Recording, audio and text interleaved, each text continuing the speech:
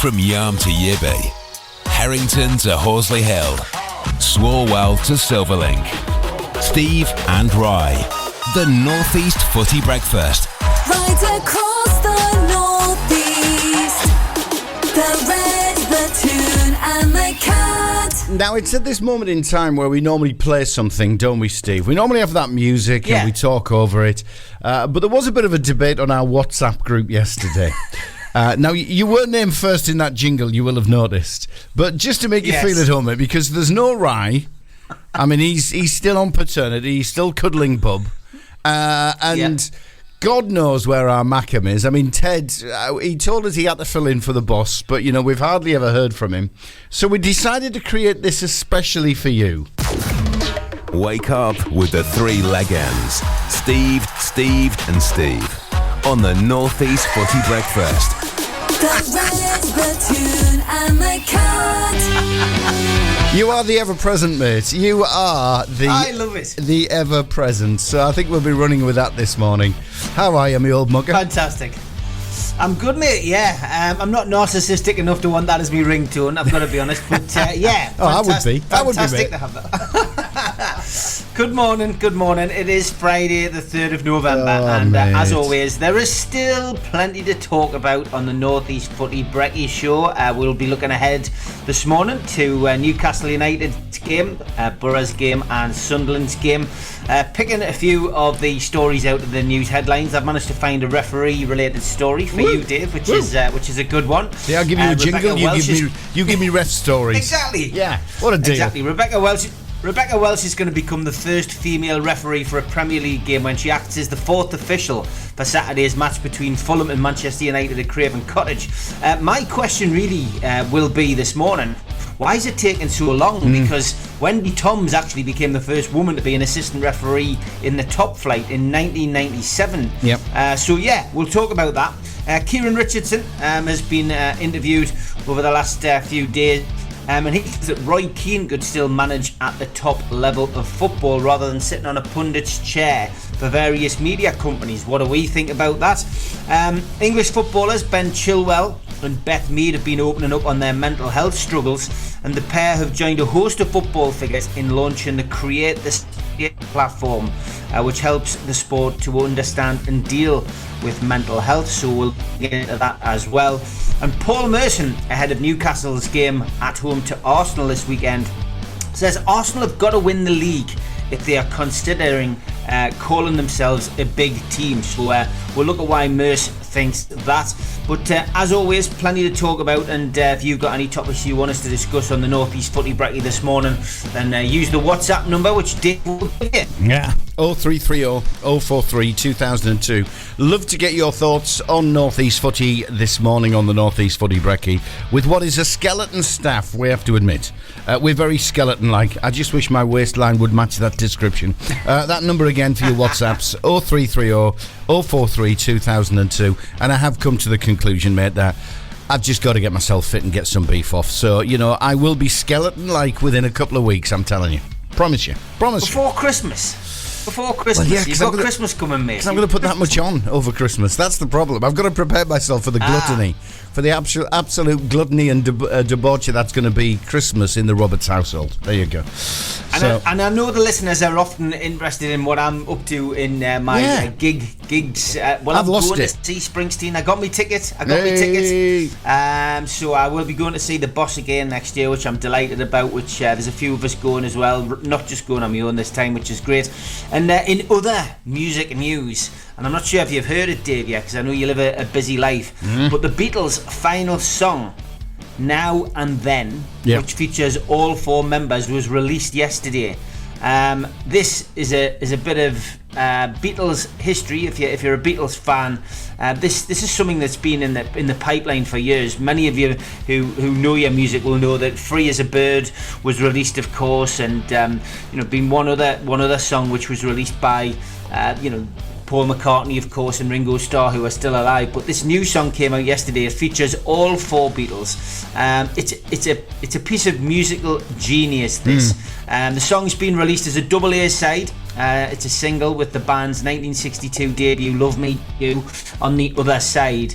And when when John Lennon passed away in 1980, Yoko Ono gave this tape to the rest of the band, and on that tape there were rough recordings of Free as a Bird, Real Love, and this song, Now and Then. So it's actually taken all of this time for the Beatles to develop this. I mean, Ringo Starr, Paul McCartney were sitting in a studio in 2001 developing this, but it's now coming out. So if you haven't heard it already, get yourself on there. It's apparently new audio restoration technologies allowed the original demo to be cleaned up, and that's how it sounds so good. But I listened to it last night. There's a video coming out today which is directed by Peter Jackson, and there's going to be unseen footage of the band in there as well. So there you go, a little bit of music to start your Friday morning. But I had to mention that, David. Absolutely. I saw it on the news last night before I took myself into bed for to get up for this morning's show. But what's interesting to note is they've used AI on the restoration. So, a bit of AI coming into the musical world now. Probably has been used, I'm sure, plenty of times in the past. But, to basically resurrect what was lying on the cutting room floor, which was never released as a single, to use AI in the process to get it up to the standard you would need to get it released. And effectively release a single posthumously for half of the group is pretty incredible when you think about it. It is, and I mean, for Paul McCartney and Ringo Starr in particular, the two remaining Beatles, it must be quite an emotional journey for them to actually to be working on a Beatles song in 2023. And it's probably going to be the last Beatles song, because this was the last one that was available. Of John's lyrics. So it really is great to hear. And I'm a big Beatles fan. Same. There's still remaster albums. I think there's a remastered next band version of 62, 66, 67, 70 collections are going to come out as well over the course of the next week or so. But tinge of sadness, it's going to be the last thing we'll hear, unless somebody has a little case stuck away with some kind of unreleased demo. You never know. And I've got a radio dad story for you. It's got nothing to do with me meeting the Beatles or singing with them on stage or anything like that. When I was an apprentice, first year apprentice at the ICI Wilton Training School, I was an apprentice electrician. I was a mad Beatles fan, and I used to do my old mobile DJing and wanted to be on the radio. So I loved my music, all that sort of stuff. And one day I decided, while I was sitting there in class, I used to write things on your rubber. You had your pens, your pencils, your rubbers and all that sort. And I wrote Beatles on one side and Love Me Do on the other side. Don't know why, just I was into the Beatles that day and I just wrote it on. When I came back from lunch, Smudger Smith had got into my pencil case. He must have seen what I was doing, and he added a few little lines on it. So when I looked at my rubber, he'd turned Beatles into Bleedies, and on the other side, Love Me Do turned into Glove My Dot.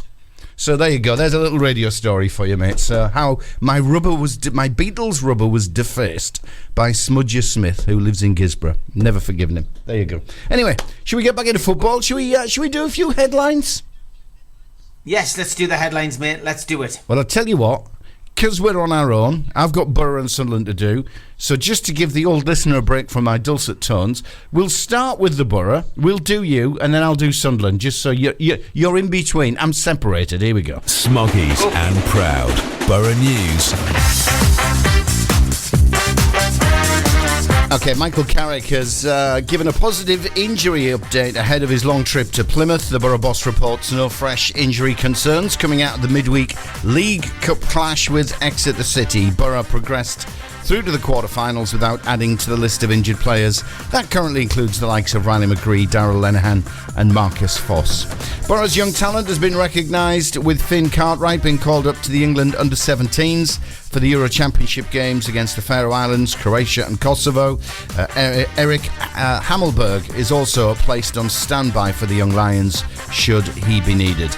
And former Borough boss Aitor Karanka says leaving the club hurt a lot, and he felt he could have had a Sir Alex Ferguson type career with the Teessiders. The Spaniard helped guide Borough back to the Premier League after a 7-year absence, but disagreements within the club saw the parties head their separate ways. And they are your Borough headlines. Magpies and Proud.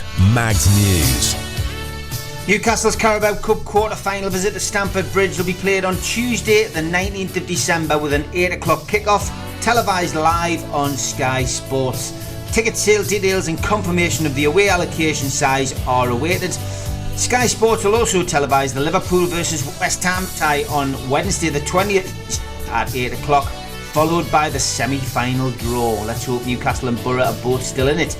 Newcastle World's Jordan Cronin had it confirmed yesterday by the EFL. Lewis Hall is ineligible to play against his parent club, Chelsea, in the last date of the Carabao, unless the Blues grant permission. That, you suspect, though, is highly unlikely. Newcastle United will make the Champions League once again, according to a statistical-based supercomputer that has predicted the outcome of the Premier League season. The Magpies will finish the campaign on 73 points, rounded from 73.4, beating table-topping Tottenham to 4th position. Manchester City win the title in this situation, with Arsenal coming in 2nd and Liverpool in 3rd. It predicts disappointment for Chelsea and Manchester United, who sit 8th and 9th respectively. Aston Villa and Brighton make up the 7 European spots in 6th and 7th. That's your Newcastle United headlines this morning. Mackems and Proud. Black Cats News. Sunderland Sporting Director Christian Speakman says he's delighted that youngster Chris Rigg has been called up to the England under-17 setup for the European Championships. It means the 16-year-old could miss huge chunks of the Black Cats' November and December campaign. Speakman says it's great recognition for Rigg that everyone and everybody in the club is proud of his developments. It's Player of the Month time at the Stadium of Light. An incredible month of September saw the likes of Super Jack Clark, defensive rock Dan Ballard, and pride of Northern Ireland Trey Hume, all-star, those 3 players are nominated. Fans can jump on the club's Twitter account to vote. And tickets are now on sale for Bruce Springsteen and the East Street Band's 2024 World Tour. That's heading to the Stadium of Light. Springsteen and the East Street Band will make a triumphant return to Europe with a 22-show stadium run, including the first Northeast date since 2012, when the Wrecking Ball Tour came to Wearside. The event be much sought after, I'm sure. The tickets is taking place on Wednesday, the 22nd of May next year. Steve and Rye, the Northeast Footy Breakfast. Right across the Northeast, the Red, the Cat and the Tune. So into footy we go, mate. We've got a weekend ahead of us. No internationals to get in the way. Sunderland have had a nice long rest. They head to South Wales. Where are we going to start? Well, let's start with the Championship. It's a big weekend this for Borough and Sunderland. Swansea versus Sunderland, Plymouth versus Middlesbrough. Let's go to Borough first. Tomorrow, 3 o'clock kick-off. What's your on this one, Dave? Tricky. Home Park's never been a happy hunting ground. Plymouth, though, they're not firing on all cylinders, are they? And the one thing that's pleased me, and this was a concern of mine during the week, that trip to Exeter came on the back of the defeat at home to Stoke City, which really left everybody feeling flat. It was an abject performance, one of the worst Borough performances I've seen in quite some time, and they did go the first 7 games of the season without a win, but that was the worst display by far. Now, injuries are coming in, as we heard in the news. The likes of Foss is missing, Lenahan's missing, McGree is missing, Smith is missing, so that has taken its toll. But against Stoke City, the lads looked a bit lethargic, they looked a bit tired. They certainly lacked any sort of patterns of play. We just didn't see it, and I was concerned going to Exeter. That was a massive banana skin for them, that they could have slipped up. So you'd have had that terrible performance against Stoke. You would have had the embarrassment of being eliminated in the League Cup from lower league opposition, but it didn't happen. So the Borough managed to come through. 7 changes Michael Carrick made to the sides between the 2 games, and the Borough came through victorious and are through to the quarterfinals, and obviously they've got a fantastic draw against Port Vale. So I think that stopped any potential rot setting in. So I am expecting the Borough to go there feeling a little bit renewed, buoyed by the fact they're in the final 8 of the League Cup, and I'm just hoping they can turn around a decent performance and capitalise on Plymouth just looking a little bit out of sorts at the moment. So that's where my head is. Yeah, I mean, it surprised me because obviously, I keep an eye on the Championship doing this show now, but to see Plymouth only 5 points behind Borough, I mean, this league's quite tight, with the exception of Sheffield Wednesday. Queen's Park Rangers and Rotherham, who you imagine is going to be, at this moment in time, your bottom three. The rest of the teams are all pretty close. I mean, in 21st place, you've got Huddersfield, who are on 14, so they're only 2 wins away from the Borough. And, it's so tight. The Championship is getting tighter and tighter and tighter as each season goes on. But yeah, Plymouth are they're a team I don't know a great deal about. But you would expect Middlesbrough in the current form, and with a place in the quarterfinals of the Carabao Cup now, to have their tails up and to go for this. But again, it's on the road, it's a long journey, and I think journeys like Plymouth away, they do drain you. Swansea going to Wales is a big journey for Sunderland. It's how you prepare, isn't it? It's how you prepare for these games, and getting there is half the battle. And I mean, we've got the storm, probably the aftermath of the storm coming up as well. If you have any delays, it sets you back. It's all about how you prepare for these games too. It is, and the bizarre situation, and I know Tony Mowbray was asked about this in his press conference yesterday from a Sunderland perspective, about the bizarre nature of the Championship table at the moment. And when you look at the Borough, yeah, we've got to go into goal difference and results and all that, but there is a possibility the outcome of the weekend for the Borough could see them sitting in 5th place, or they could actually slip down to 18th. Depending on results. I mean, that is how bizarre the Championship table is right now. Yeah, that's how tight it is. It becomes such a difficult division. This, and like I said, it's a marathon, not a sprint. It's not something which you can call the winner in November. You're looking at this season and thinking, anybody could still make a break and start putting games together. But it's why my prediction will still will be that Sunderland and Middlesbrough will end up in this battle royale, if you like, at the end of the season. I can really see them both going neck and neck, having peaks and having troughs, but ultimately both ending up against each other in the playoffs. I mean, from an injury front, is Borough's team looking good for the weekend? Yeah, I mean that was one benefit that came out, or one positive that came out of the midweek game, is that Michael Carrick confirmed there's no more injury concerns. There's nothing fresh on the treatment table. It was a clean bill of health of everybody that played against Exeter City coming out of it, looking ahead to Plymouth. But yeah, there are some key players, some creative players that are missing. Force is missing, who normally likes to rampage, wide and create opportunities, cut inside, and and even score a handful of goals himself. Riley McGree seems to make everything tick from a creative perspective up front. He's a bit of a loose sort of. He can be used as a bit of a loose sort of number 10, attacking midfielder style. Likes to keep the ball low centre of gravity. Likes to keep the ball at his feet. He's tricky. He dances around and he creates opportunity for others, and he can put goals away as well, as we've seen this season. So there's a bit of creativity that is missing from the Borough right now due to the longer term injuries. And the problem with these guys, I mean, we just don't know when McGree's coming back. It's a foot injury that they're not able to do anything other than just treat and monitor and see how he reacts. So it's not as if they can say he's going to be back in 2 or 3 weeks. It's just it's a plantar fascia injury that he's got, and we just don't know when he's returning. It's a really bizarre one.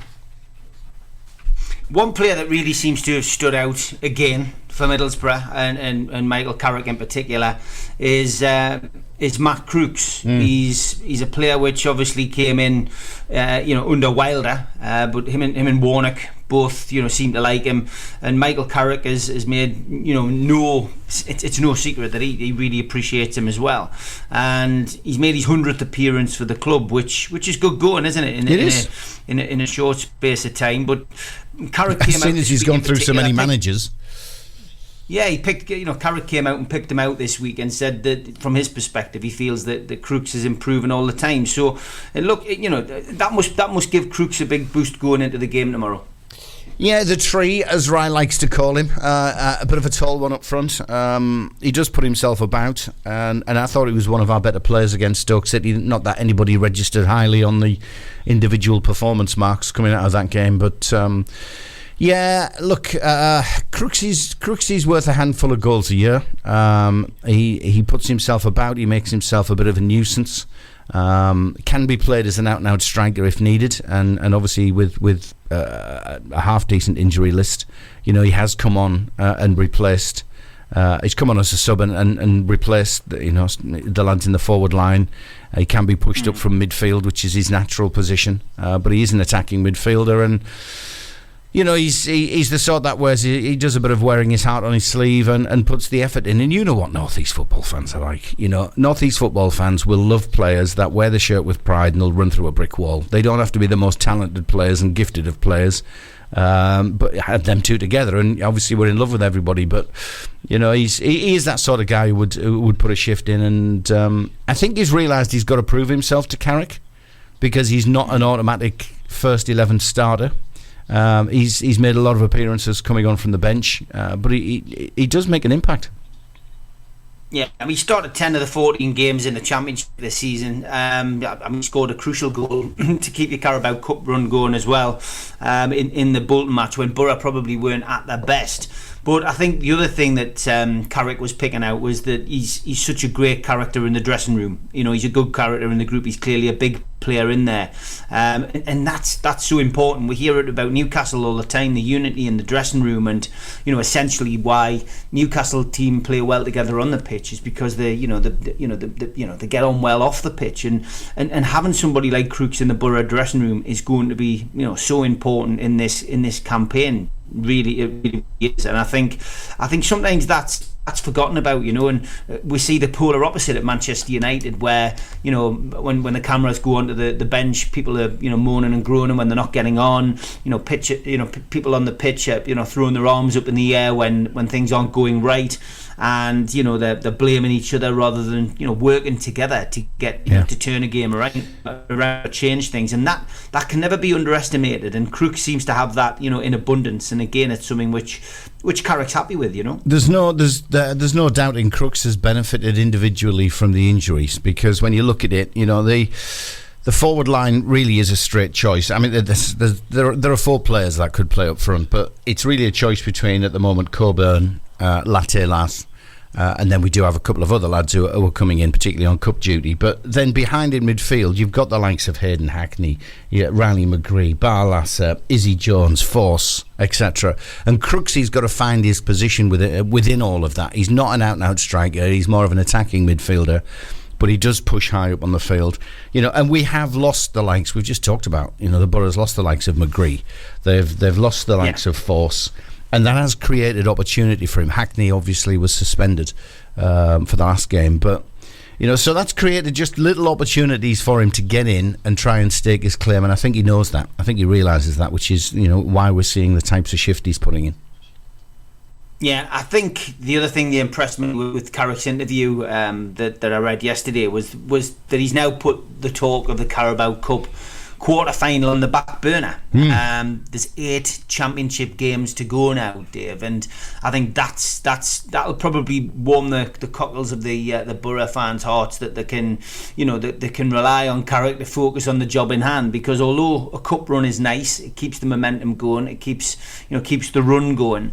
What Borough fans really want to hear is that the promotion campaign is something that Carrick is clearly focused on. He doesn't want to take his eyes off the ball, if you like, and he can understand there's excitement among the supporters. There is in Newcastle as well for getting to that later stage of the cup competition, but they have approached the cup seriously, but he also is focused very much so on getting these wins in the championship that you're going to need to maintain this push for an attempt at getting out of this division. So yeah, I think that will please most Borough fans. Well, it's a big 6 weeks, possibly 8 weeks for the Borough. We're not even looking now at, and it was interesting. We're not even looking at the Carabao Cup quarter-final until the week before Christmas. So yeah, definitely you've got to put it to bed and you've got to focus on what you need to focus on, the bread and butter of the championship. But it was interesting, and we'll listen to Michael Carrick in the next hour in his press conference yesterday. The first questions are Exeter. The next question is Port Vale in the Carabao Cup. It's all cup talk. and you could see how keen he was to put it to bed. But just looking at what Borough's got ahead, we've got Plymouth this weekend, then Leicester City come to the Riverside, then it's an away trip to Bristol City. God, the miles are clocking up. Exeter, Plymouth, Bristol, all in 4 games. Preston come to the Riverside, Leeds United the Borough have to go to, then Ipswich Town come to the Riverside, Hull City are not in a bad vein of form, they're next at the Riverside, then an away trip to Swansea. All of this has to come in before you start even thinking about Cup, and this could be the spell. This could be a 6-week spell that will define where Borough, we normally say it's Christmas. We normally say that because of the games coming thick and fast, Christmas and New Year, the league takes shape at that point. It might do, but I think the next 6 weeks certainly will be defining for the Borough and how they're going to look to pan out the rest of the season. Yeah, I mean, injuries, are obviously part and parcel of these kind of long runs that you've got as well. Marcus Fours is still out. Riley McGree, you've already touched on. Darragh Lenihan is out, as well as all the long-term absentees. I mean, do you think, moving slightly forward, that Carrick will have one eye on the transfer window? Do you think Gibson will have a little bit of money to spend? Because, it benefits the club getting out of that division, and if he sees the Carrick and the team are performing, do you think maybe give him a little bit of cash to spend in January? I think there might be a little bit of cash available. I don't think there'll be an awful lot. I think it'll be a case of trying to assess the injuries before any window opens to see how many of these lads are coming back. Heaven knows what the situation is with the guys who left last year. Now we know all of them, the likes of Akpom, Archer, etc. None of those guys who left for around about 45 million quid, they were the loanees last year, have got first team starting spots in respective teams. Akpom came off the bench for Ajax during the week and scored a goal. Finally, Ajax won a game 2-0, but he only got 10 minutes, 12 minutes, and that's what's been happening to Akpom. So, do you know what? I wouldn't be surprised if there are not eyes already looking at the likes of Ajax and Luton Town and places like that, Aston Villa, on the former players. Is there a loan opportunity for the Borough? I think maybe it could be loan options that might be. I know Carrick came out before the season started and said that's not where our future is, but I think just for this present situation, it may be useful to get an Archer back, or to get a Giles back, or can we suggest maybe get an Akpom back? Would Ajax be open to letting him play a few games for the Borough half a season just to get his scoring boots on and build his confidence again? Because he's been destroyed by the manager situation and the internal strife that's going on at Ajax. I don't know. I think maybe loan option could be on the cards. Yeah, I think you're right. And at that level in the Championship, it's always good to do that. You've just got to hope that those players can come in, hit the ground running, and that they're hungry really to make an impression for either a permanent move, if that's possible, or to put themselves in the shop window for a permanent move in the next transfer window. Maybe he's going to another club. But yeah, there's been some successful loan stories at all 3 North East clubs over the years. So yeah, it'll be interesting to see what Middlesbrough do. Okay, we're coming up to the sports news and to the ad break. But we will be coming back after this with talk about Sunderland's trip to Swansea and Newcastle United's home game against Arsenal.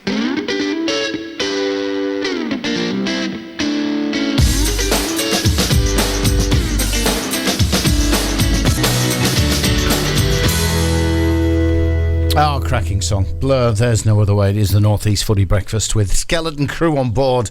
It is Steve and Dave, no Rye, still cuddling a baby, and no Ted.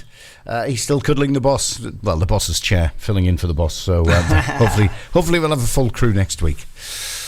Speaking of Ted, let's move on to Sunderland then. Dave, Sunderland travel to Swansea, as I mentioned earlier.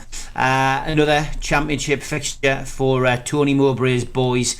Both ended their losing runs last time out. And Swansea sitting in 13th position. Sunderland sitting in 8th. And the home side 4 points adrift of the visitors. This is a tight game when you look at the recent form guide. The manager at Swansea, Michael Duff, has Championship experience. He is a former Barnsley manager, and probably had a little bit of a sticky start to his career down there. I think he struggled a little bit to win the home fans over, but a recent spate of good results for him has probably got him in favour with the majority of the crowd at Swansea. As for Tony Mowbray, well, he's had a 3-game losing streak recently that piled the pressure on him a little bit. He had a period of 6 defeats in 13 games, which isn't what Sunderland fans or the Black Cats hierarchy would have expected after reaching the playoffs last year.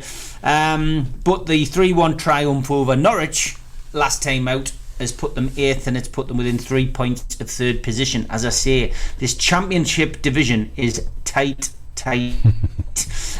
Despite losing the last 2 away fixtures, though, Sunderland have got the 5th best record on their travels, which is probably highlights a threat that they're going to pose to Swansea. It's a tight game, this, Dave. It is. It's a really tight game. This will be a difficult one to predict towards the end of the show. Yeah, it will be, because Swansea had a semi-decent run. I mean, just looking at the last 5 games, it's 3 wins and 2 defeats. Sunderland have actually got a worse record at the moment, but I think Sunderland are the better squad. I think they're better organised. Swansea's one of those, people talk about the Manchester United way. Swansea's one of those clubs that have a certain style. They have even though several managers have come and gone, they seem to have a set way of how they want to play, how they want to approach games, and it's a tricky one. I mean, it's a long track. That should have zero impact on the Sunderland players, more on the fans probably, because I'm sure Tony Mowbray and Sunderland will prepare well for it. But it is a tricky place to go to. Passionate crowd. They are in South Wales. Cardiff the same. Cardiff fans are the same. I'm sure the Swansea fans will be thinking they should be back in the Premier League where they have been before.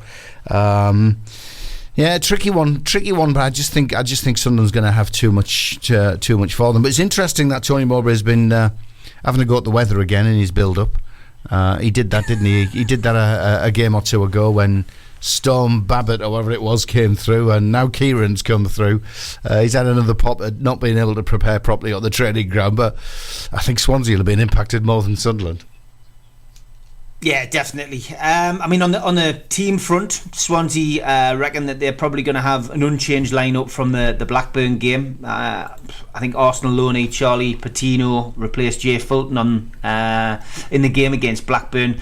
And other than that, there's none of the long-term injuries due to come back. As for Sunderland, Nazari Ruzin, Luis Semedo and Mason Burstow are all competing to lead the front line. We heard Ted last week going on about Sunderland playing games with no centre forward, but yeah, it'll be interesting to see what he does. Alex Pritchard is going to remain obviously among the replacements unless Mowbray decides to hand a rest to Joe Bellingham, which is unlikely because he's been one of their star players this year. But this is going to be a tough one to call. It's not an easy place to go, Swansea, and I think this kind of fixture for any team is a bit of a benchmark as to where you're at this current moment in time. Yeah. Is this Norwich game going to be just a little blip and Sunderland are going to start a lose and run again, or is this the start of Sunderland putting together a run which is going to see them in contention? Yeah. It depends what Swansea turns up,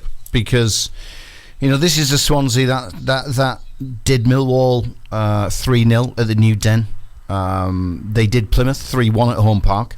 So they can, away from home, whether there's a bit of pressure off on them, they can perform better away from home. They were turned over by Leicester, but I think anybody could be turned over by Leicester. But they did lose to Watford as well, just in the last couple of games at home. So I just get the feeling maybe, and I've seen this with the Borough just the last couple of years. There is that expected pressure on them when they're at home, and they prefer to be away from that. That's released when they're playing on their travels. So I just think this to me points like another Sunderland victory. I've just got a feeling about it. I just think Swansea are hot and cold unless you get them turning out in full force, top of the game. I think Mogger could be coming back from South Wales with 3 points. Interesting to hear Mogger, talking about Jack Clark. Yeah. He clearly, when he sees something in the player, he clearly wants to help them, and that came across when he was telling them to study clips of Thierry Henry when he was at his best at Arsenal, because he is Sunderland's informed winger, but he clearly wants him to add like another element to his game. He must think that this youngster can get better. In a little bit more description at the press conference, he said, I talked to him about hitting the ball with no backlift. He says, if you think of the great Thierry Henry, there's no backlift. They almost pass, bend it into the far corner. He says Jack is still taking a swing at it. He said a lot of his shots get blocked.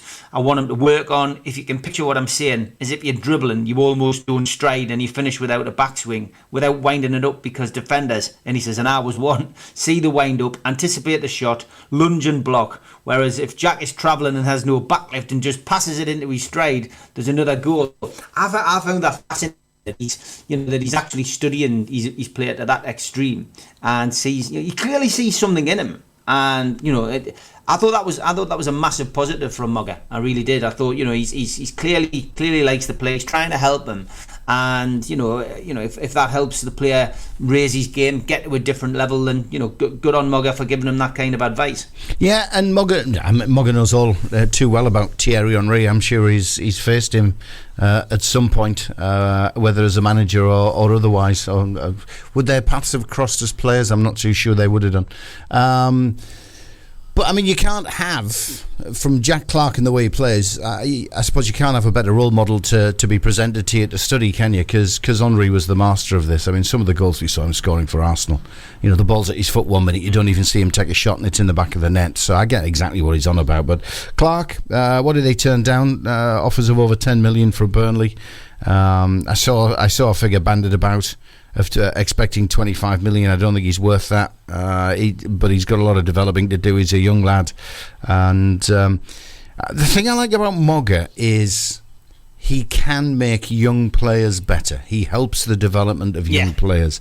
He's going to kill me for this next time he sees me. He's almost a bit of a father figure. He's a football dad. There you go. He's almost a bit of a father figure to the young players, and it would be foolish for any of them not to listen to him. Good news for Sunderland fans on the injury front as well. Adji Alese has been pictured back on the training pitches this week. He hasn't featured this season, of course, but he is expected to play for the under-21s before he makes a first team return. And Eliza Mienda could be involved this weekend for the first time.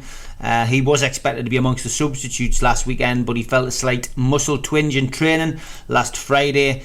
Mogger said that the injury was very minor and expected the striker to soon be in contention to play. But a little bit better news on the injury front for Sunderland. But that's a look ahead to their game. We will move on now to the Premier League. Well, I was just going to say, just before you do, mate, there's a cracking game this weekend in the Championship.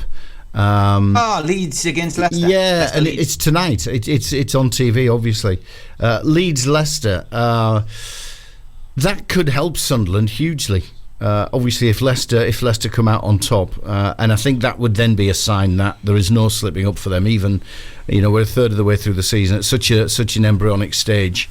I think if Leicester put Leeds to the sword tonight, then I think that's them really stamping their full intention on proceedings like Burnley did last season.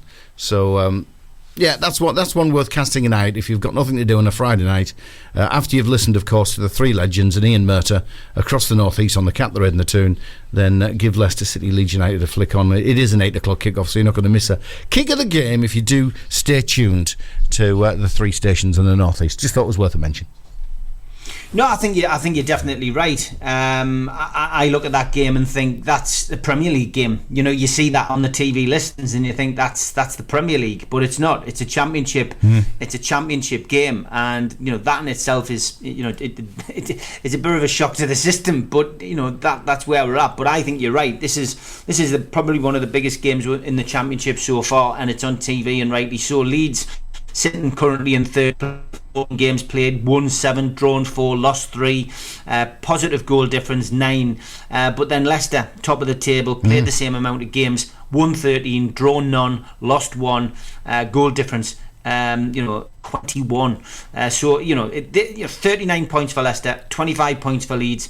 Leicester win this tonight, Leeds are out of sight, and that gap is that gap, I think, is insurmountable. It sounds like it's almost winter night for Leicester and they're up. I mean, it sounds as daft as that. It really does.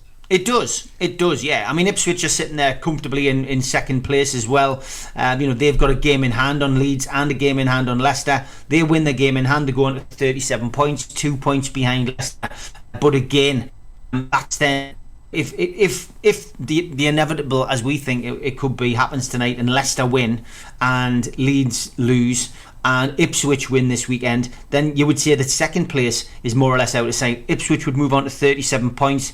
Leeds would be on 25. That's 12 points. That's 4 wins. Yeah. Ipswich have to lose 4 games, and you just think that's it. Your top 2 sorted, and we're not even into December yet. So that is usually the way the Championship goes, though, Dave. And from a Sunderland perspective, Sunderland could sneak a 1-0 win down at Swansea. If Leicester do beat Leeds, then Sunderland are above Leeds. That's how tight it is in the chasing pack. But I'm with you. If Ipswich win the game in hand and Leicester beat Leeds, geez, it's one spot has gone. One automatic promotion spot has definitely gone. It would take a massive shift in form for Leicester City, which will not happen.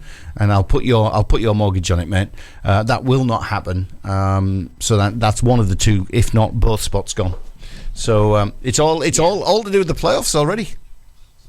It is, which is something that I've said for the last couple of weeks, and I still think Sunderland and Middlesbrough will be the 2 teams that it would be great. It would be great to have it as a final, a playoff final. There would be heartache for one and joy for the other. But I still think the key's there. I mean, you're looking at the other teams in and around the playoffs. Then I mean, Leeds would be in there. Southampton potentially, 2 huge teams with Premier League pedigree in recent years. West Brom, bit of a yo-yo team who've been up and down in recent years. Cardiff, always the bridesmaid, never the bride in there at 6th place. Hull, quite a strange one in there, not really been up in the Premier League for quite a few years now, but again have been there since it started.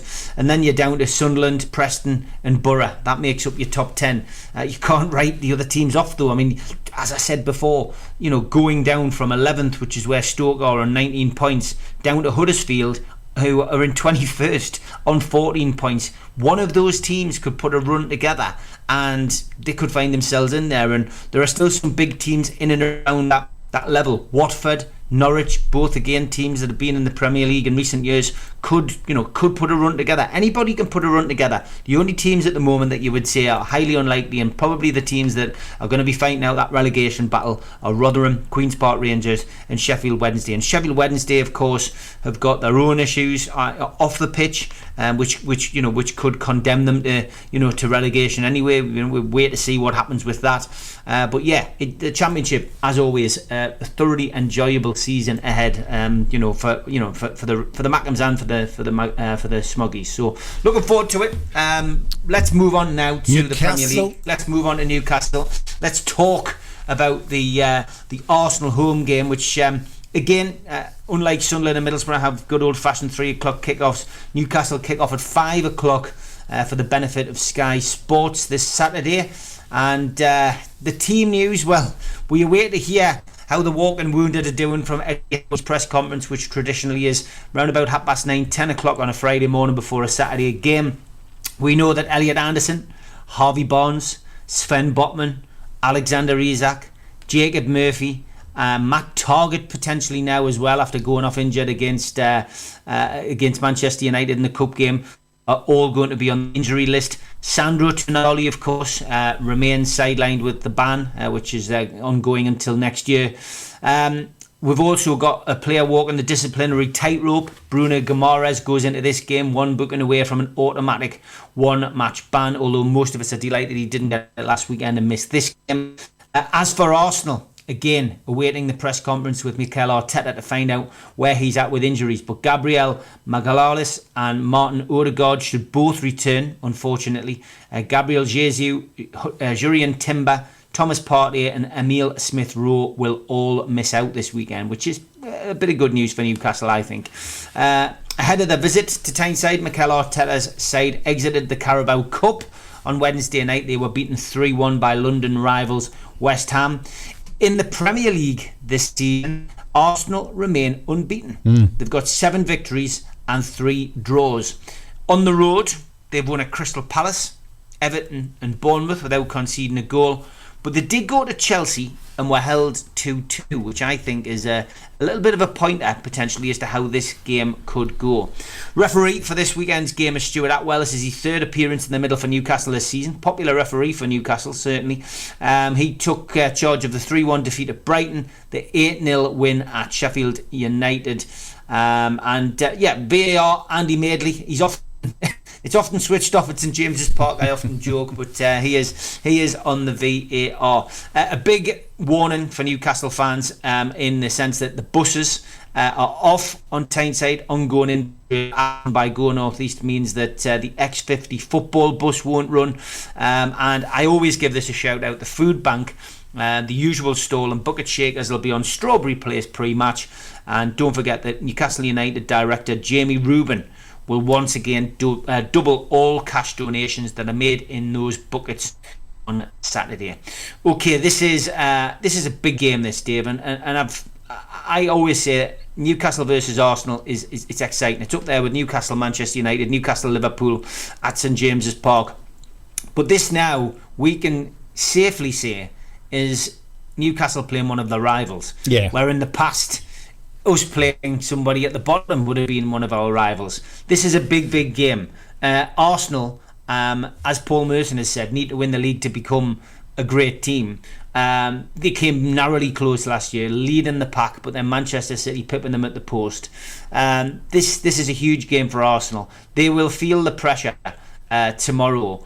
And for me, Newcastle proved on Wednesday night that, you know, no matter what personnel they have out on the pitch, then they all play to the same pattern, but they all put the same effort and work rate in. It doesn't matter. The injuries, although I read them out every week and we talk about the injuries that Newcastle have got, we worry, we're concerned. We proved it against Manchester United away on Wednesday that we shouldn't be too worried, because Eddie Howe has his players all on the same hymn sheet and he knows what he's doing. So for me, I'm not too concerned about this game. I think the atmosphere, the adrenaline, the players in the dressing room will be well up for this. And no matter who he starts on Saturday, we will get 150% from those players. So I think this is probably one of the most exciting games in the Premier League this weekend. What do you think, Dave? What are your thoughts on any hangover from the League Cup drubbing for Arsenal? I mean, they were taken apart by West Ham. Do you think that could factor into tomorrow's game? I think it's a great point. I think yes is the answer. They will certainly have expected to progress in the cup competition playing Arsenal. It was a bit of a shock to the system. They found themselves 3-0 down. They got a consolation goal, but winning breeds confidence, and likewise defeats can affect the players' mindset. Well, heavy defeats, yeah.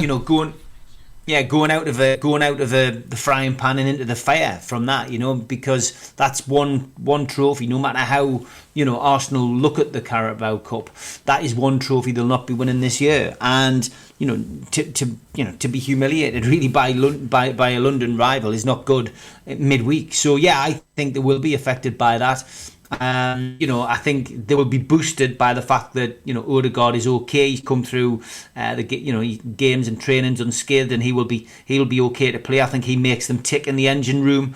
Midfield, I think, is a key for this game. Certainly, we don't know what's happening with Saka. I would imagine Saka will play. This is too big a game for Saka not to play. Don't think he was too far away, but he wasn't. He hasn't been risked recently, and I think he will be back. Gabriel Jesus missing out, I think, is a big plus for Newcastle. But yeah, I think the 3-1 defeat will play its part. I think likewise with Newcastle, the 3-0 win will play its part as well. Massive. And I don't think Newcastle will. I don't think Newcastle are complacent in these situations. I don't think Eddie Howe allows it.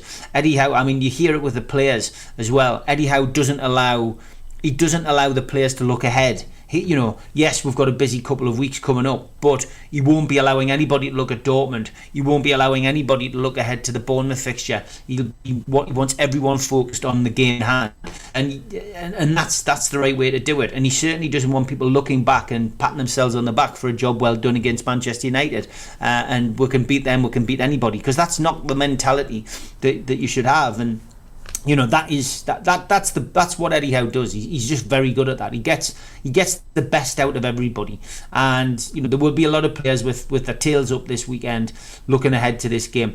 I'll be very interested to hear what is happening with Jacob Murphy. It's gone very quiet on the Jacob Murphy front, and with a shoulder dislocation, for a goalkeeper, it needs surgery. It'll be interesting to know what Jacob Murphy is going to do. Is Jacob Murphy going to, and is he going to be available over the next couple of weeks? I'd be interested to know what is going on there. I hope one of the journalists asks that question in the press conference today, because if he's going for surgery, we can forget about Murphy now until next year. If he's not going for surgery, then back sooner than we think. So I'll be interested in that particular player. But for the rest of them, look, great stuff. I think Lewis Miley should be back in contention. Maybe not this weekend, but certainly for the trip to Dortmund. He was just ill. It wasn't an injury with Lewis. I think he had something like glandular fever, and that can take it out of anybody, never mind a football player. So I think Lewis Miley may well be back. Be interesting to see whether maybe he's another one of the youngsters like Dylan Stevenson gets the nod. He's been in and around the first team. Is he going to potentially have a place on the bench at the weekend? To give Callum Wilson maybe a chance to come off at some point. It'll be interesting. It's Eddie Howe's press conference is always interesting. It's always enlightening. But for me, this is a huge game for Newcastle, and one I think that could probably win. Where are your thoughts on team selection? Because what was it, 7-8 changes for the midweek game? Yeah. What is he going to be back to against Arsenal? Not many players can come back. It's it'll be very much a case of bringing these players, his blue chip brigade back in. So Callum Wilson will be back in, no doubt about that. Dan Burn will be back in. Bruno Guimaraes will be back in. If Bruno Guimaraes is booked, of course, tomorrow, then it means he's unavailable for Bournemouth away. But then it's out of the way and he can concentrate on the next set of fixtures. Those three key players certainly will be back in for Newcastle. There's no doubt about that. Alexander Isak's not back till the 25th of November. And Sven Botman is more long term now. Good news on the Harvey Barnes front is that Harvey Barnes is more likely to be back before Christmas now than after, which is great news. And like I said, for me, the big question mark is over Jacob Murphy. Is he going to be back? Isn't he going to be back? Is he having surgery? Isn't he having surgery? And we'll probably get an update on Matt Targett's injury. He went down after 5 minutes. Ultimately, it changed the game, of course. Miguel Miron, who, of course, will probably feature as well tomorrow in the starting lineup. But we will wait and see. It is now 8 o'clock. So let's hand over to our news presenters and play a tune, and we'll be back after this, guys. Take a break. From Yarm to Yibby, Harrington to Horsley Hill, Swarwell to Silverlink, Steve and Rye, the North East Footy Breakfast. Right across the North East, the Red, the Toon and the Cat.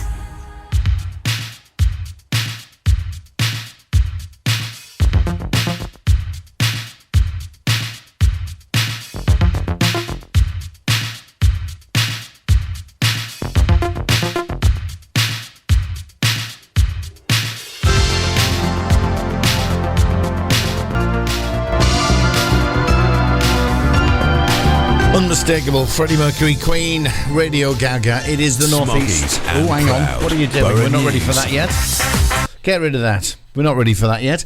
It does catch me out every now and again. There's a little tiny button that we have to press. And if we don't press it, we're in trouble. And I was.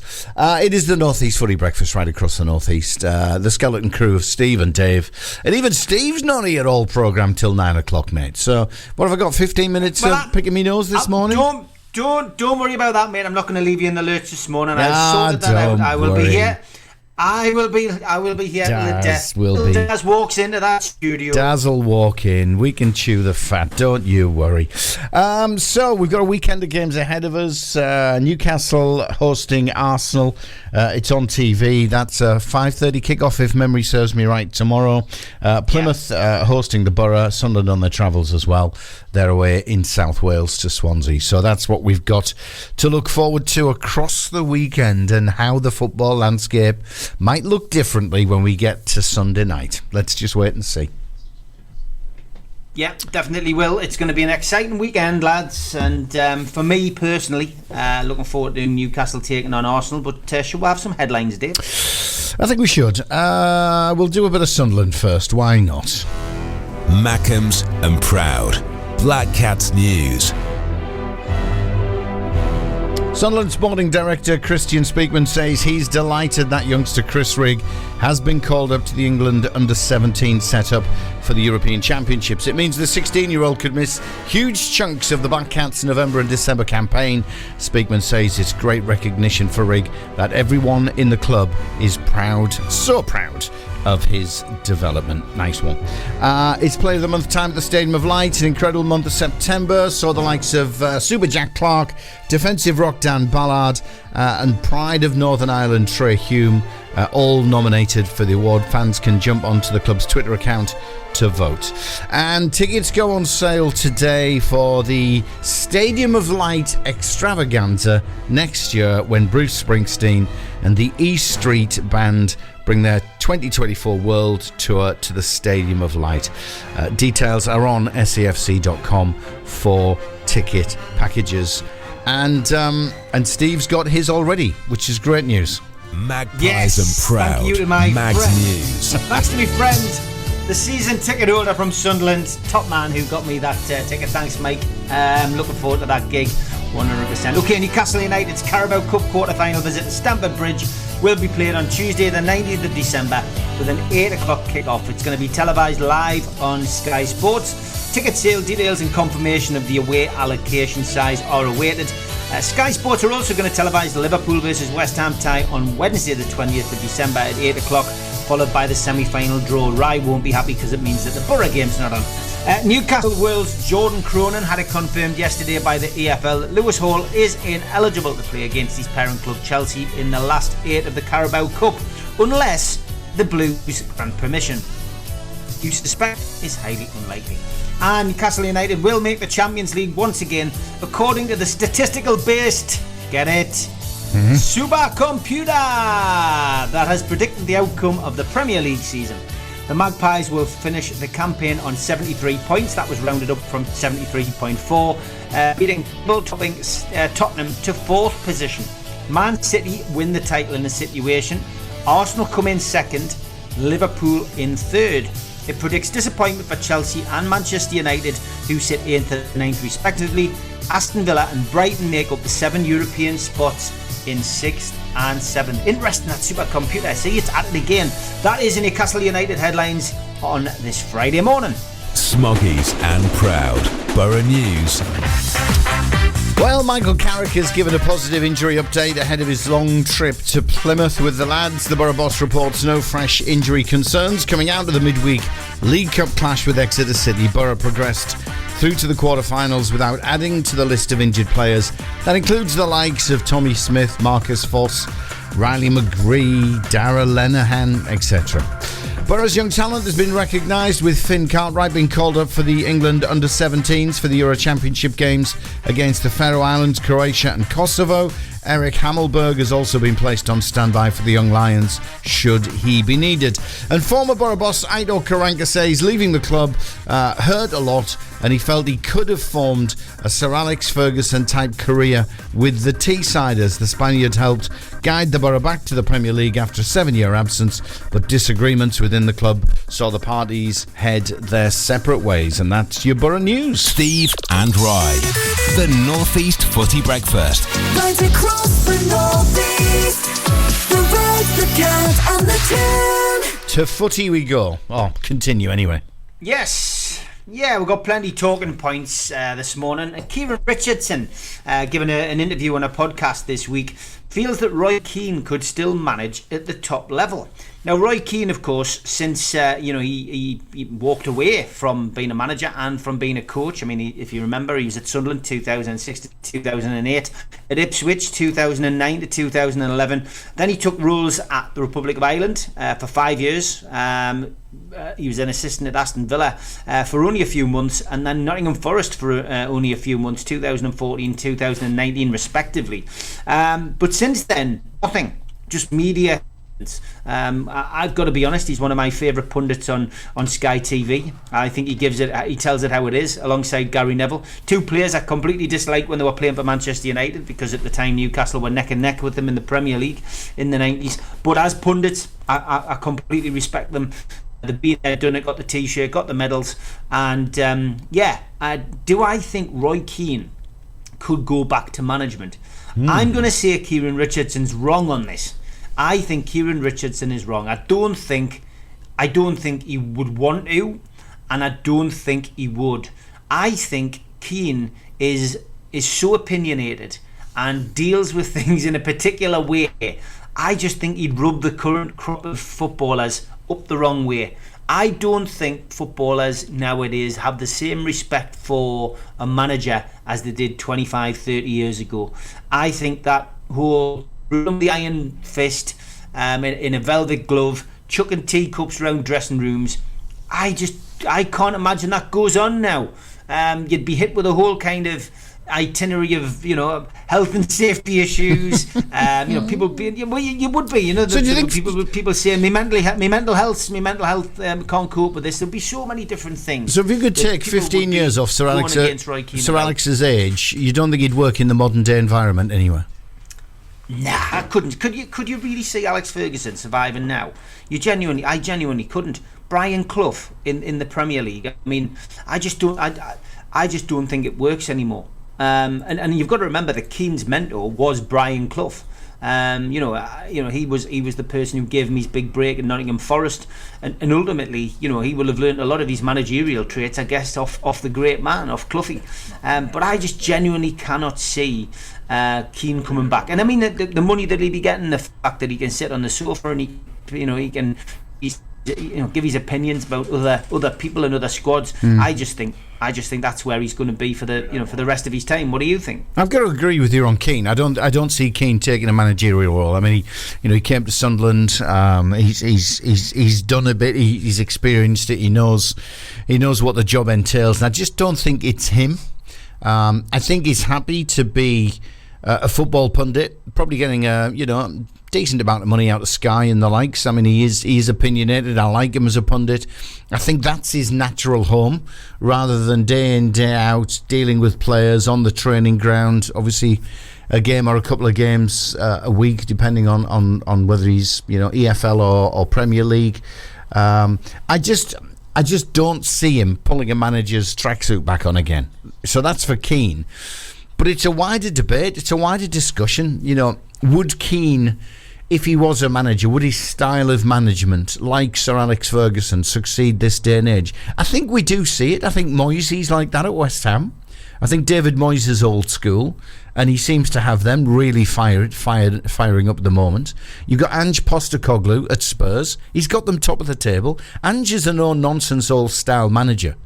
I'm not calling him a dinosaur. I'm sure he does incorporate modern day thinking and coaching methods, but he is a no-nonsense guy who, if you're not performing, he'll grab you by the throat. Maybe not figuratively, maybe not literally, and he would tell a player what he thinks of them. I don't think he would hold back. So I still think there is a place for that style of management in the modern game. Yeah, it's difficult, and I think Manchester United are seeing how difficult that is, because the club's in complete disarray, because it just appears that the players' egos and the attitudes of players are dominating dressing rooms and the coaching ground. I think you look at Erik ten Hag, and he's a bit of a no-nonsense guy, but he's not as strong in character and as deep and experienced as what a Fergie would be like. I think Fergie would sort United out if he was there. I think the Ten Hag situation probably shows what I'm trying to say. Ten Hag is trying to discipline one or two players in that squad, and it's completely backfiring on him. Yeah. He's got two players in there who I'd stick in a prima donna category. You've got Anthony, you've got Casemiro. There's two players there who are both what I would call like modern day footballers. They're they certainly enjoy being footballers, but they enjoy the other side of it, I think, as well. They've got that ego, they've got that arrogance about them. probably what is part of their character that makes them the players they are. But when things are going well, that works. And it works with you, and it works with the club, and works with the player. When things are going badly, that's not what you need. See Anthony sitting on the bench when a player's going on before him, shaking his head, in disgust, and making a big meal of it, knowing fine well that it's a Manchester derby, the cameras are on you, and that ultimately, the world is going to be watching, and you're basically, for want of a better expression, you're dissing the manager in front of the world football, and then when you go onto the pitch, your first action is to try and get sent off, because I make no bones about it. Those two challenges that Anthony put in at the weekend in that game were for one reason and one reason only. They weren't to win the ball. They weren't to win anything for the football team. He wanted to get sent off. He wanted to prove his point and do it in that way, which would have been detrimental to the team. He was very lucky that he didn't get sent off. Another referee might have said one bad tackle, yellow card, and another you're off, and it just didn't work out that way for him.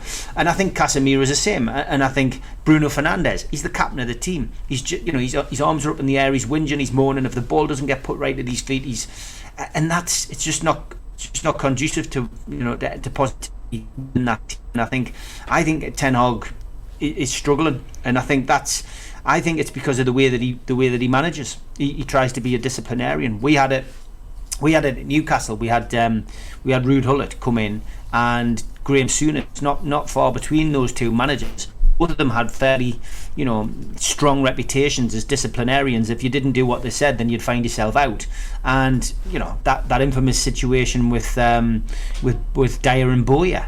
Look what it leads to. It led to players fighting on the pitch in front of 52,000 people at St James's Park, both getting sent off, and then Souness having to get them to come out and apologise to the fans via the media at a press conference.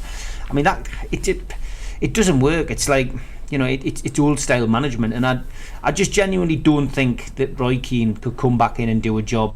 And I think the only level you would want to manage would be the highest level. Your Premier League or international football. He's not going to do it. I think he suits the international football level.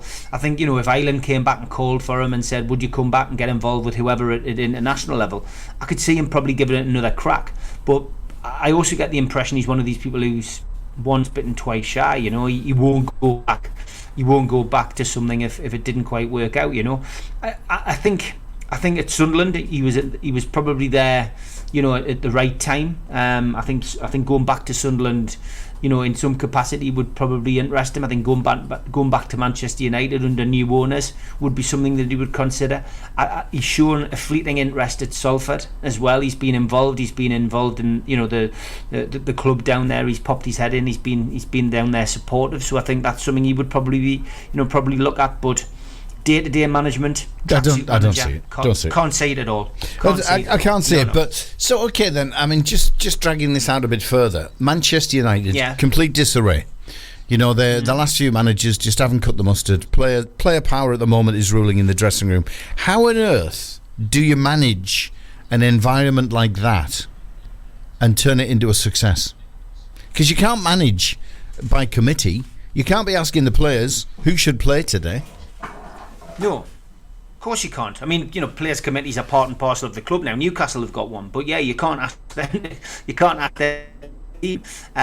But the problem is when you fall out with a player as publicly as Ten Hag's fallen out with Sancho, for example, or how publicly Ruud Gullit fell out with Rob Lee, didn't even give him a squad number, had him training with the reserves that we had back in the day. Then when you do that, then you're creating a separation in the dressing room, because some players will be friends with Sancho, some players were friends with Rob Lee, and you're not going to get the best out of people. I mean, Alan Shearer was Rob Lee's best mate, in Newcastle, and ultimately, with him not even training within the first team, you had a situation where Shearer was potentially going to leave. He nearly went to Liverpool under Ruud Gullit, and had it not been for the fact that he dropped Ruud Gullit and dropped Alan Shearer and Duncan Ferguson for the Sunderland game, ultimately at home, one of our biggest games, if not the biggest game of the season, and we went on to lose, and Gullit was sacked. Shearer probably would have ended up at Liverpool, and that in itself shows you that what Ten Hag is doing at Manchester United in particular is creating a divide, and that is showing on the pitch, and that is, that's ultimately what happens. Dressing rooms are funny places. It doesn't matter what level of football you're playing, whether it's Sunday League, whether it's Premier League.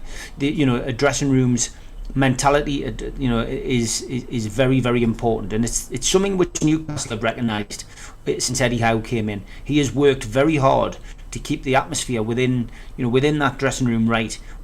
People might cringe when they see the photographs after a win. Serena Taylor, the club photographer, goes in, she takes a photograph of not just the team but the coaching staff, the kit man, the security staff. They're all in those photographs. And photographs seems to be bigger and bigger as different people are on there. Tony Toward, the longest serving staff member, the club secretary. All of these people are in the photograph, and that just shows you that there is unity and strength. And it doesn't matter what industry you work in, Dave. Whether it's entertainment, whether it's football, whether it's whatever it is. If you've got unity within that kind of squad and that kind of that company or that team, then you get the best results, and that's what Newcastle are getting. Manchester United clearly don't have that, and that's why they're in the mess they're in. How do they get it back? And that comes down to the management. How do they get it back? Is it going to take? I mean, you don't see somebody like Graham Potter being able to walk into Manchester United now and try and sort out the problems because he's not strong enough. No. Poch is going through a very similar situation at Chelsea at the moment, and he's not sorting. He does. There don't seem to be any signs that he's going to sort it out. So how the hell does Manchester United now move forward? Yeah. Is it going to take an Ange Postecoglou to come in and say to the owners, right, I'm going to cause a lot of upset here, but this is the only way to sort it out. I'm going to clear out the problem areas. You might lose a couple of your star players, but the only way you're going to get everybody pulling together, working as a team, playing as a team on the field and bringing success back is to get in there and sort it all out. Is that what it's going to take? The two teams that you've mentioned, though, Manchester United and Chelsea, the problems are off the pitch. That's where the problems start. The problems start at the top. So the problems start with the Glazers at Manchester United and Todd Boehly at Chelsea. And ultimately, when things aren't right at the top of the club, it filters down, all the way down to the tea lady. And ultimately, that's the situation that you have at both of those football clubs. Todd Boehly's come in and spent £1 billion on players, and none of the managers who he's brought in, whether it's been an ex-player, whether it's been a renowned manager, have been able to come in and get the best out of those players. And the reaction of Todd Boehly, I would imagine, sooner rather than later, will be fire Pochettino. And because that's the American way of doing things. It's like the JR school of business. Just fire the bloke and move on to the next one, because we can. And to hell with the consequences. It doesn't matter what the players are thinking. Let's get rid of them. I found it interesting this morning that Scott McTominay has come out in support of Ten Hag. I wonder if he'd done that 6 or 7 weeks ago when he couldn't get a game. Now he's come out and he's been so supportive of Ten Hag and saying he's going to get it right. Well, of course he's going to say that. He's back in the team every week.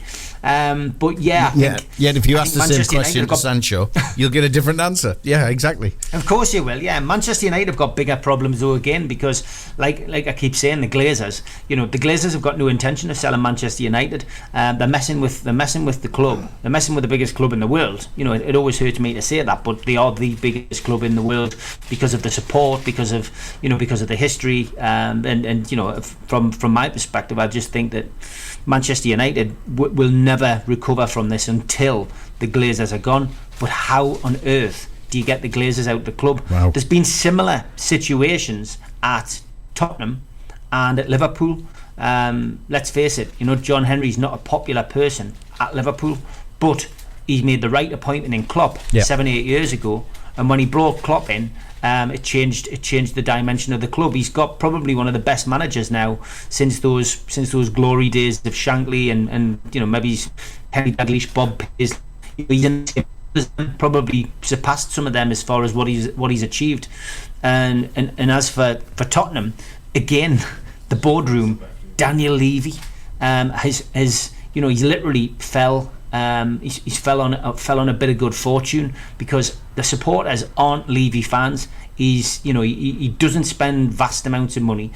He's constantly looking at the fact that he's had to spend money on a new stadium, and that's why he's always been reluctant to sell. And he was probably, people marching on the stadium, people weren't happy, protesting against him, and just out of nowhere he's plucked Ange out of nowhere and appointed him as Spurs manager. It probably what would have been the biggest point in their history in recent years, selling Harry Kane for £100 million, losing your star striker, somebody who's a Spurs fan through and through, and letting him go. And this you would have thought would have been the end of Tottenham. You thought that thought it was all over, but ultimately he's pulled this rabbit out the hat, and Ange's come in and done a great job. He's saved Levy. He's bought Levy some time.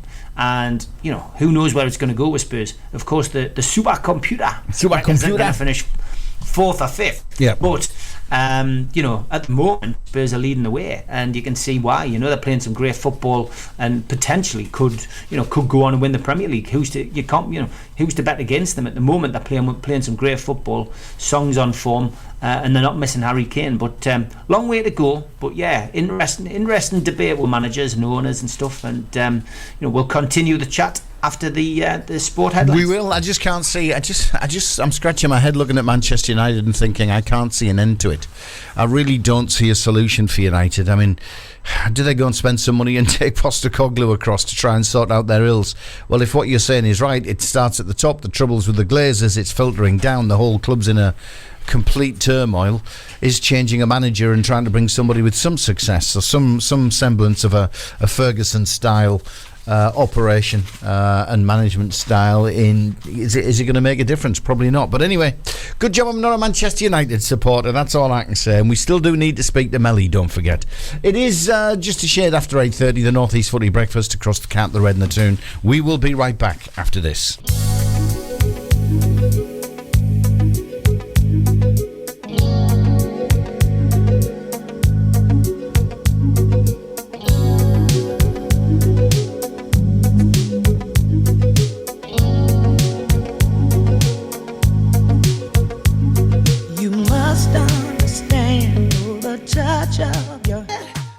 Young Tina, she sounded a lot more healthier than Foreigner. That's good news. Morning, it is the North East Footy Breakfast right across the North East. Dave and Steve chatting the football stuff, as well as anything else we can happen to think about. Morning, mate. How are you? Yeah. Yes, all good, mate. All good. Coming into the last part of the show, and just wanted to use your referees knowledge, get your referees hat on. Rebecca Welsh is to become the first female fourth official in the Premier League this weekend for the Fulham versus Manchester United clash. But why it's taken so long for this kind of progress to be made? Because Wendy Toms became the first woman to be an assistant referee in the top flight in 1997.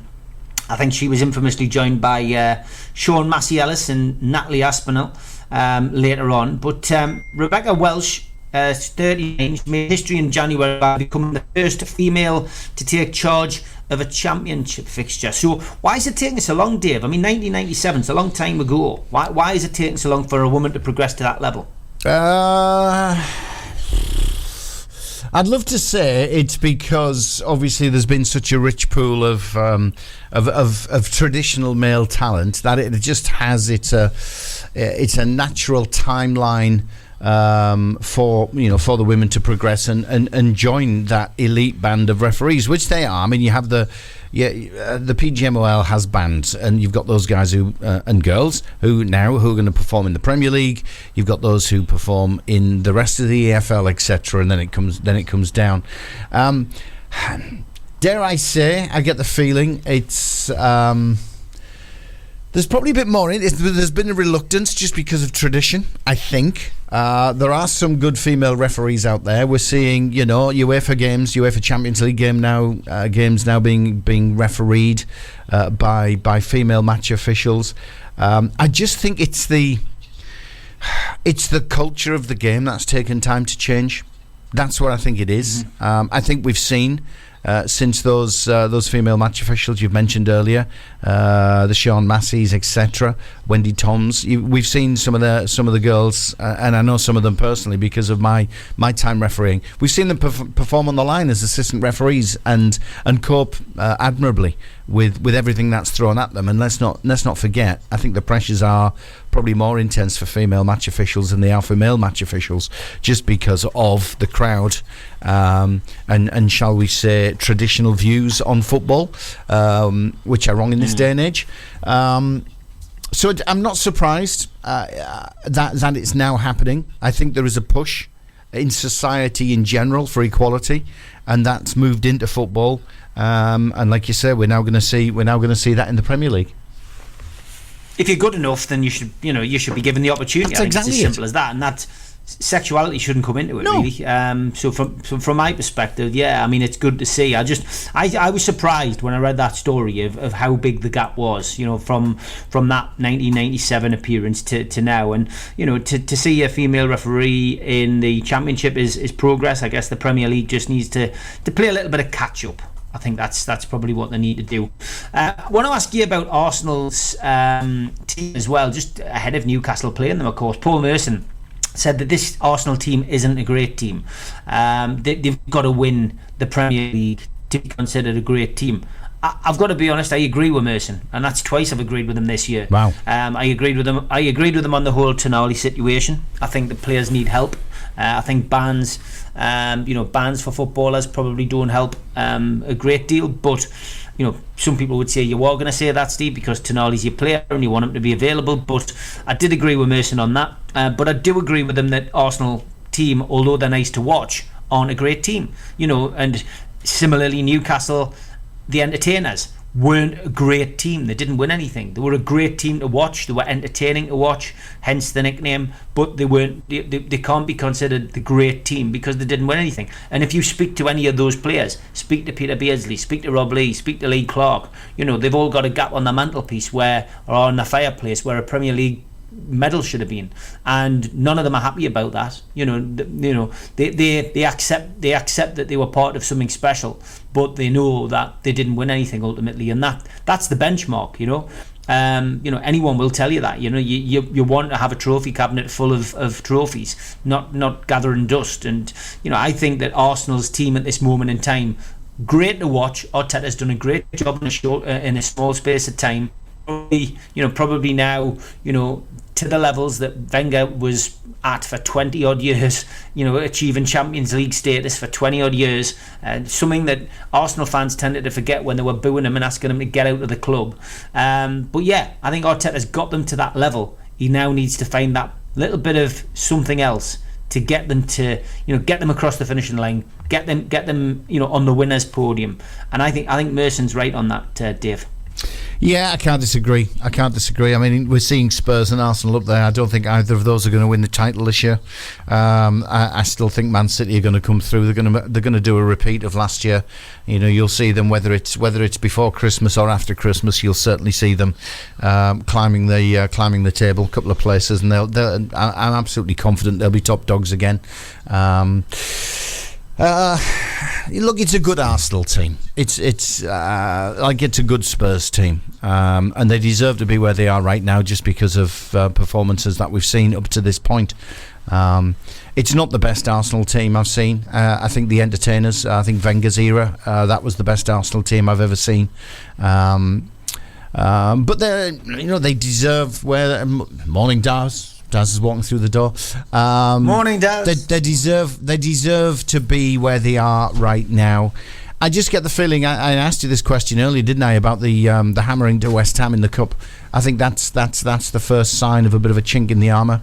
I think that will have an impact for the game tomorrow. Yeah, I suppose I can say no more than they're not going to win the league. They're not going to be there at the end of the season.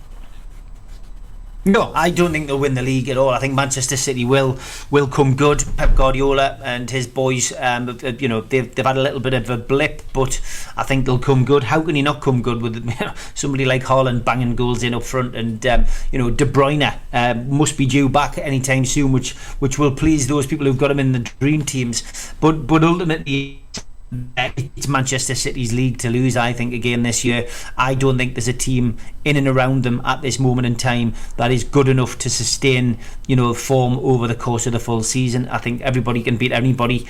Newcastle aspire to be like that. They're still a way off from doing that. But of course we do know you can always get a freak season, Dave. Look at Leicester. Leicester's the prime example. You can always get that season where as you go through November, December, January, February, you're going, they're going to fall away, but they didn't. Leicester didn't, and that's the fairy tale. There is always that potential of a team going through and doing it. So yeah, look, I agree with Merce on this one. I think this Arsenal team isn't a great team until it wins. Until it wins the Premier League. You can win other trophies, of course, but I think he's right, and he will be judged. Arteta's a funny guy. I watched all of those programs. The documentary behind the scenes, and his motivational speaking, the stuff he uses to motivate players. There's bits of Arteta I like. I think the things I don't like about Arteta are he's jumping around on the sidelines and arms in the air, and some people say it's passion, but I think the Pep Guardiola. He is a Spaniard. Pep Guardiola way. He is a Spaniard. They do wear their heart on their sleeve. I think the Pep Guardiola way, the Eddie Howe way, is probably been a little bit more reserved. I prefer. But listen, Arteta's a great manager. He was a great player. If anybody can get it right at Arsenal, it's probably him. But he won't get it right tomorrow. So you think you're going to... because they want to do this invincible thing again, don't they, Arsenal? That's what they're aiming for this year. Yeah. Do you think they're capable... This squad is capable of doing that? No, definitely not. And Newcastle will end that tomorrow. I think Newcastle will beat them tomorrow. And I think, as we're getting round to that prediction part of the show, I think Newcastle will be fully focused on the job in hand. I think those players that were rested. I mean, I love this line. And Eddie Howe very rarely says anything controversial, but I'm not sure if you guys picked up on what he said in the after-match conference, after the game. He was asked what he brought Bruno Guimaraes and Callum Wilson on when Newcastle were 3-0 up, and he said, I wanted the lads to get a little bit of training in, he says, ahead of the game at the weekend. Training. And I thought that was brilliant. So the journalists, because obviously Eddie Howe's press conference after the game doesn't get videoed and played out on the club's official account. Right. So most Newcastle fans might have missed this, but the journalists in Manchester and a couple of the broadsheets definitely didn't. But he brought Callum Wilson and Bruno Guimaraes on to have a training session at Old Trafford when they were 3-0 up. I thought that was either ill thought out by Eddie Howe, or he knew exactly what he was saying. That was the ultimate put down to Bruno about bringing Bruno and Callum Wilson on to Ten Hag that anybody could ever give him. Because Ten Hag, let's face it, he has given it left, right, and centre to Eddie Howe over the last 12 months. Yeah. He is given him the stick. He's berated him. He's been very rude. And he's tried to humiliate Eddie Howe. He's tried to embarrass him. Well, you've just got the biggest egg on your face after that, Ten Hag. But I thought that was great. But look, I think Newcastle against Arsenal, I think it will be tight. You've got to say that Arsenal will come and they'll have a game. But I think the crowd will be up for this. It's a 5:30 kickoff. Lots of Geordies, 48,000 Geordies, plus the 3,000 Arsenal fans. 48,000 Geordies will be well lubricated. They will have their singing voices on tomorrow from the bars opening at 11 a.m. And I think Newcastle will come out on top. I think it'll be a 2-0 win tomorrow. Right, very good. Well, I'm going 1-0 tomorrow. I think it's going to be a really tight game. I think they will come and they will play, which I think Newcastle will relish the fact that they come to play. I think it's going to be a really flowing, really with lots of chances. But I can just see you guys sneaking it 1-0 as much as it pains me. And just going back to the Eddie Howe thing there, I watched that clip after the game the other night, and again, as much as it pains me, he's brilliant. His way he handles the media, the way he man manages, I think he's an example for every young manager to look at and go, that's the way to do it. Yeah. That's the way to conduct yourself. Before I shoot off, then I'm going to give you my predictions for the other teams. I think Swansea against Sunderland is going to be a tight game again. But I'm going to back Mogger tomorrow. I think Mogger will come away with a 2-1 tomorrow. I think the Mackems will win, and I think Middlesbrough will win as well. But I'm going to go for a tighter scoreline with them. Although it's just the one goal in it, I'm going to go 1-0 to Michael Carrick's boys. So it's a clean sweep for the North East this weekend, lads. 1-0 to Borough, 2-1 to Sunderland. You predicted that last weekend, mate. The Borough were the only ones to get beat. So please change your mind. Yeah, I think that's my prediction. I'm going to go with it, mate. It must have been this week's predictions coming into me subliminal thinking last weekend. Okay. It's Steve's supercomputer. He mentioned it earlier. Yeah, I heard it. It's Steve's. It's his very own supercomputer in his head that I like.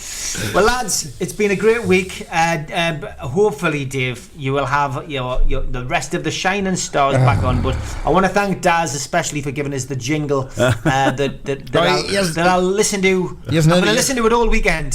Steve. Did you make it, Dave? I did, yeah. Yeah, so you've got to say thank you to me, mate. You've got to say thank you to me. Thanks, Dave. Oh, listen to this. lad. Listen to this, Daz.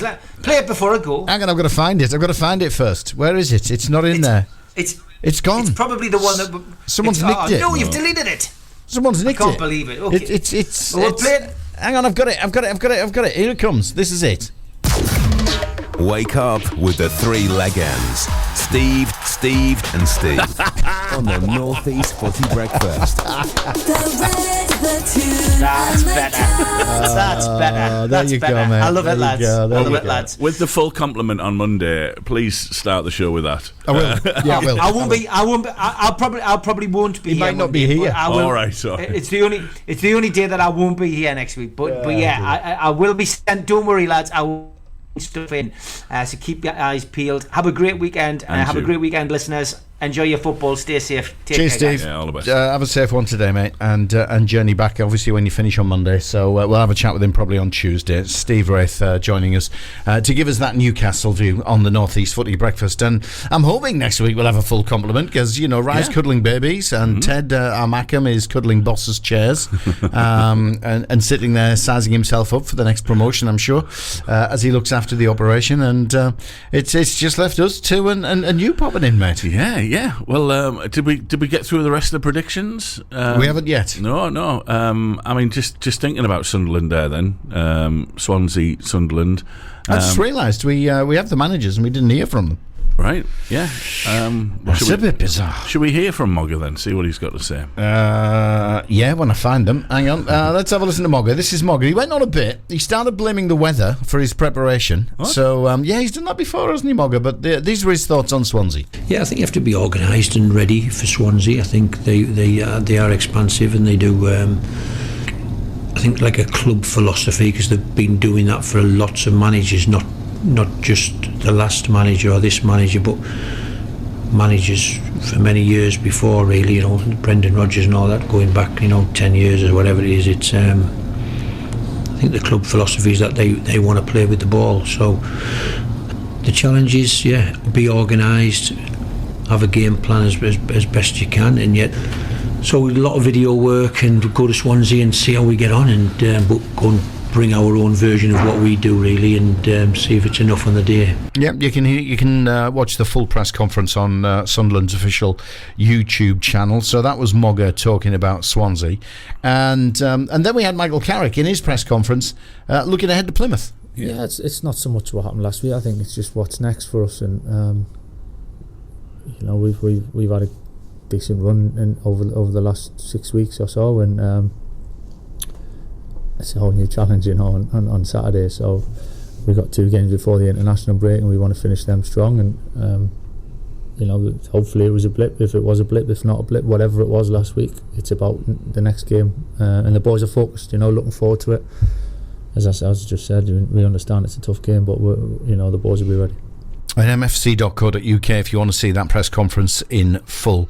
Eddie Howe having his press conference at 10 a.m. this morning or thereabouts, so we'll find out more from him, but we'll have finished by then. So they're the thoughts on the two gaffers. Yeah. I mean, I think from the Sunderland point of view, Sunderland have not had a great record against Swansea over particularly the last few years. They've not beat them since 2016. Last season, they were beaten at home 3-1 by them. I think I mean, they haven't set the world alight this year, Swansea. But just, I don't know, I just feel as though there's just a bit of a dip in confidence up there in Sunderland. And I just think Swansea are going to come and overpower them. I think I'm going for a 2-0 Swansea. Really? Yeah. Surprise me. Yeah, I mean, I would love to say that Mogger, it just doesn't fill me with confidence from that press conference. And I know they've got that dip, and they've got injuries as well. And you know, they had that fantastic run, and I would love for that run to continue for them. You would love it. Well, not that much, you know. I'm you know, but I just think Swansea will just come and, you know, I think they'll jump on that lack of confidence, I think. Yeah, they're a very up and down team. They seem to perform better away from home, so the fact it's in Wales, you know, might just be, that's what I'm hanging my I haven't got a Sunderland hat to hang on anywhere, any hook anywhere, but that's where I'm hanging my prediction, my score prediction and the outcome prediction on. I just think Swansea at home feel the pressure of the home crowd.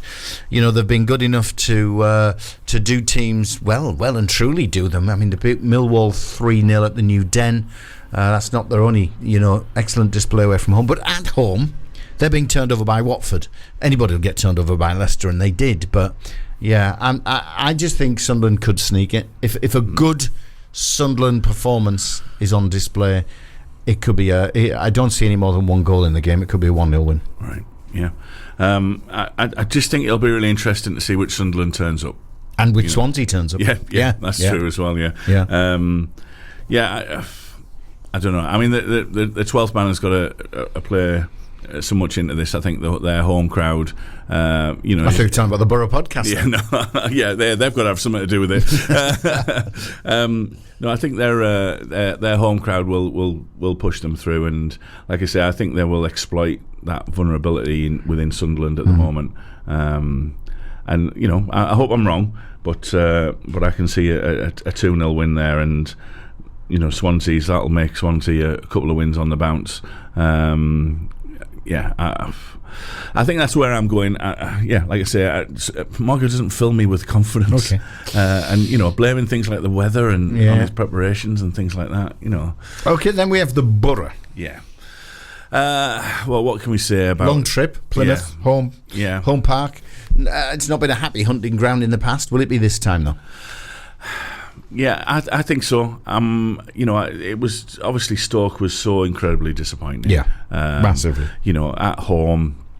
You know, I know there was a lot of talk about Hackney being missing. You know, made a huge difference. But you know, the passing game just wasn't there. You know, the accuracy just wasn't there. It didn't feel as though they were. It felt as though they were back to where they were at the start of the season. That sort of more of a team of individuals, if you like, rather than, you know, the cohesive passing game that we've seen of late. You know, it was really disappointing. And then, he made the big changes. He sort of was bold in the cup game, some of which were forced. Hackney came back in.